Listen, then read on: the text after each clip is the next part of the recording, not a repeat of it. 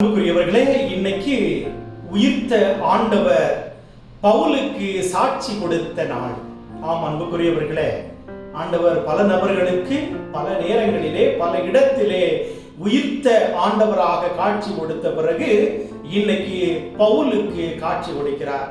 பவுல் சொல்றாரு, கடைசியாக ஆண்டவர் எனக்கும் காட்சி கொடுத்தார். எவ்வளவு பெரிய பாக்கியம்! ஒரு பாவியாக இருந்தவன், கொடூரனாக இருந்தவன், கொலைகாரனாக இருந்தவன், இயேசு என்கின்ற நாமத்தை சொன்னாலே கொன்றளிக்கக்கூடிய கல்லஞ்சக்காரனாக இருந்த இந்த சவுல் பவுலாக மாறுகிறார். எப்படி? நம்ம எல்லாருக்குமே தெரியும். கிறிஸ்தவர்களாக இருக்கின்ற ஒவ்வொருவரும் மனம் மாற வேண்டும் என்று நினைக்கின்ற ஒவ்வொருவருக்கும் இந்த பவுல் சவுலாக மாறின அந்த நிகழ்வு ஒரு எடுத்துக்காட்டு. ஆம் அன்புக்குரியவர்களே, தமஸ்கு நகரை நோக்கி கங்கணம் கட்டி கொண்டு போகிறார். எல்லா கிறிஸ்தவர்களை வெட்டி வீழ்த்த வேண்டும். இனிமே கிறிஸ்தவ மதம் என்ற ஒன்று இருக்கக்கூடாது.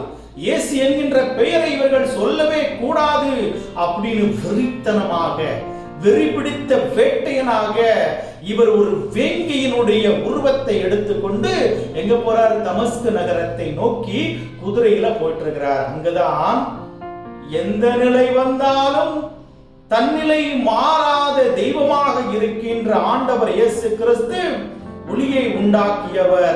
அந்த ஒளியை இவருடைய கண்ணிலே அவர் பித்து பாய்த்து அடித்து என்ன பண்றானா, அந்த குதிரையிலிருந்து தலைகுப்புறாக விழுவதற்கு அவர் துணை செய்கிறார். ஆம் அன்புக்குரியவர்களே, அந்த குதிரையிலிருந்து இவர் விழுந்த உடனே இவருடைய கண் பார்வை மங்கி போகிறது.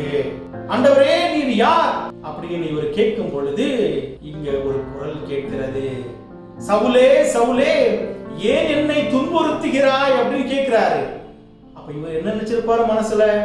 நான் உண்மை துன்புறுத்தவில்லையே, இதுவரைக்கும் உங்களை நான் பார்த்ததே கிடையாதே, நான் எப்படி துன்புறுத்த முடியும்?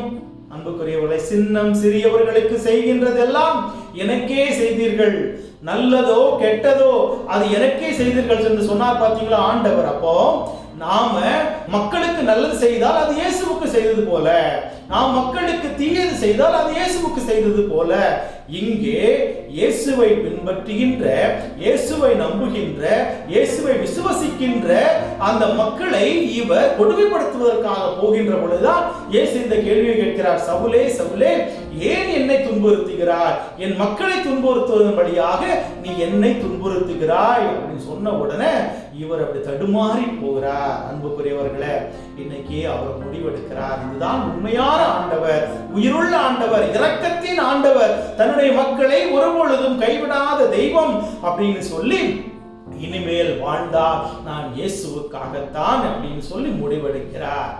யாரையெல்லாம் கொலை செய்ய வேண்டும் என்று நினைத்தாரோ அந்த மனிதர்களுக்கு மத்தியிலே, புறையினத்தார்களுக்கு மத்தியிலே இவர் முதலாவதாக சென்று இறை பணியை போதிக்கின்றார். திருச்சபையினுடைய தூண்களில் ஒன்றாக மாறுகின்றார். இயேசுவை பார்த்தது கிடையாது, அவருடைய போதனையை கேட்டது கிடையாது, இயேசுவை தொட்டது கிடையாது, உண்டது கிடையாது, அவரோடு உறங்கியது கிடையாது, உரையாடியது கிடையாது. இருந்தாலும் அவர் மாதட்டி சொல்வார். எப்படி சொல்லுவாரு? நான் இயேசுவோடு இல்லை என்றாலும், நான் அப்போஸ்தலர்களில் ஒருவனாக இல்லை என்றாலும் என்னை ஒரு அப்போஸ்தலனாக சொல்லிக் கொள்வதிலே நான் பெருமை அடைகிறேன் சொல்வார். ஏன் அவ்வளவு பெருமை அடைகிறாரு? இவர் அந்த அப்போஸ்தலரே கிடையாதே. ஆனால் அன்புக்குரியவர்களே, அப்போஸ்தலர்களை போல இவர் தன்னுடைய உயிரை இயேசுவுக்காக கையளித்தார், இயேசுவுக்காக இறந்தார், இயேசுவுக்காக பாடுபட்டார். ஆம் அன்புக்குரியவர்களே, இன்னைக்கு ஒரு மாற்றம் வேண்டும். சவுலாக இருந்த மனிதன் பவுலாக மாறி திருச்சபையினுடைய தூணாக உருவெடுத்து இன்று நற்செய்தியை பல இடங்களிலே போதித்திருக்கின்றார். புதிய ஏற்பாட்டினுடைய பல பகுதிகள் இவருடைய எழுத்துக்களால் நிரப்பி இருக்கின்றது. விசுவாசம் நிறைந்த முத்துக்களாகிய வார்த்தைகளால், இறை வார்த்தைகளால் கிறிஸ்தவர்களாகிய நமக்கு வலுவூட்டு கொண்டு இருக்கின்றார். பல நகரத்து மக்களுக்கு இவர் எழுதிய எழுத்துக்கள் இன்றும் அவருடைய விசுவாசத்தை உறுதிப்படுத்திக் கொண்டிருக்கின்றது.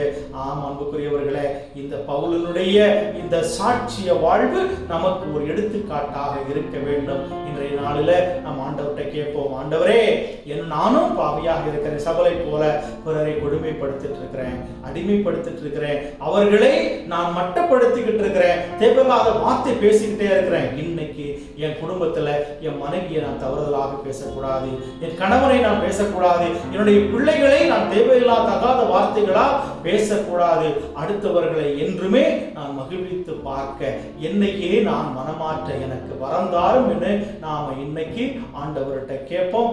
ஆண்டவர் நம்முடைய வாழ்க்கையில அதிசயத்தையும் அற்புதத்தையும் செய்வார் என்ற நம்பிக்கையில இன்னைக்கு நாம் ஆண்டவரோடு சேர்ந்து பயணிப்போம். ஆம் அன்புக்குரியவர்களே, இந்த நாளில் இந்த காணொளி உங்களுக்கு பிடித்திருந்ததுன்னா நீங்கள் உங்களுடைய நண்பர்களுக்கு இதை அனுப்பி வைத்து தமிழ் பைபிள் டிவி சேனலை நீங்கள் சப்ஸ்கிரைப் செய்து உங்களுடைய பேர் ஆதரவை எங்களுக்கு கொடுக்குமாறு கேட்டுக்கொள்கிறேன்.